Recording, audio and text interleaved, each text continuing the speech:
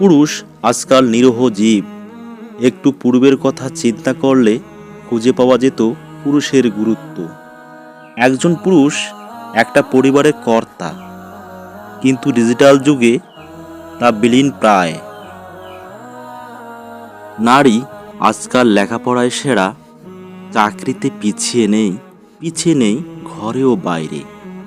তাদের ক্ষমতা এতটাই যা রাষ্ট্র পরিচালনা করতে পারে। একটু পিছনের ইতিহাস পড়লে খুঁজে পাওয়া যেত নারীদের অসহায়ত্বের কথা। যে বাবাকে মেয়েরা এত ভালোবাসে, সেই বাবা তাদের জ্যান্ত পুঁতে রাখত। জালিম যুগে তাদের জন্য প্রতিবাদের কণ্ঠে ছিল একজন পুরুষ, যা পৃথিবীর শ্রেষ্ঠ মানব, আমাদের প্রিয় নবী হজরত মুহাম্মদ সাল্লাল্লাহু আলাইহি সাল্লাম।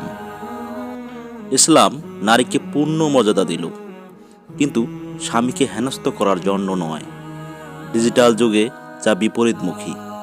ইসলামের কোনো আদর্শ তাদের মাঝে বিদ্যমান নেই। ইসলামে স্বামীকে অসম্মান করে কখনো জান্নাত যেতে পারবেন না। স্বয়ং রব আর কোরআনে প্রিয় নবীর মাধ্যমে পৃথিবীর মানুষকে জানিয়ে দিয়েছেন। কোরআন হাদিসে বারবার নিষেধ করা আছে, স্বামীর অবদ্ধ হইও না, স্বামীকে অসম্মান করো না। কিন্তু ডিজিটাল যুগে আমাদের মা বোনেরা কখনো মানে না।